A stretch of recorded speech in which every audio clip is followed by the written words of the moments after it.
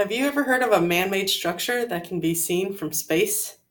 Well, while the myth is false, the myth is about the Great Wall of China.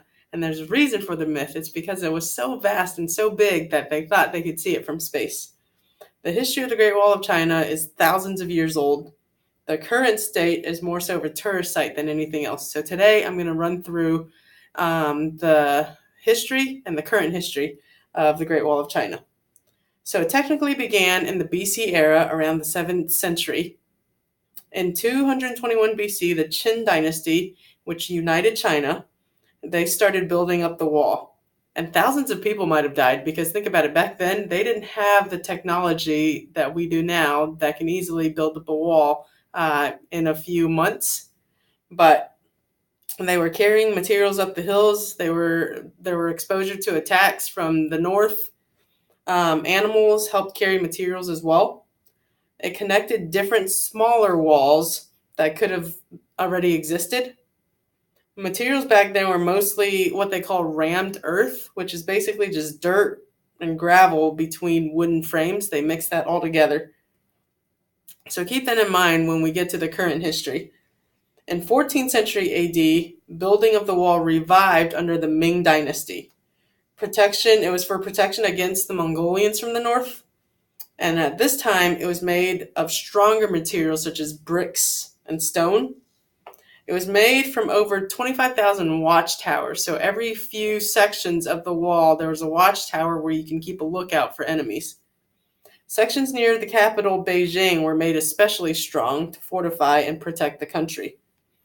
Around 1644, the Qing dynasty took over.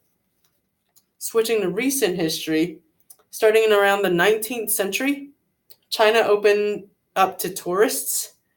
This grew the reputation and mythology of the Great Wall. Badaling site in Beijing was the first section that was opened up to public. It's a showpiece stretch for foreign dignitaries now. If you ever get to go, you'll see pictures of presidents there often. Just in 2001 alone, it had 63 million visitors. That's an average of 70,000 visitors per day. I've been fortunate enough to get to go twice, once in the summertime when it was really hot, and once in the winter time where my bottle of water froze by the time I was done. It was really cold. In 2009 and 2015, large sections of previously concealed parts of the wall were actually discovered. So there were new parts that they didn't even know about. But also now, about a third of the wall is gone. The dirt and the gravel that we talked about, that ram earth, didn't hold up well over time. Some of the wall has just eroded due to corrosion. And then other parts of the wall have been pilfered, and the pieces of that have been sold, which isn't great. And lastly, other parts of the wall have been destroyed in order to make way for more modern construction.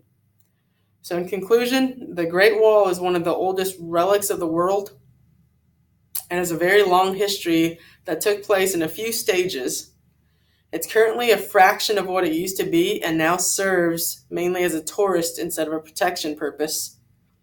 But I hope that it's around for another 2,000 years so that the world can get to see it.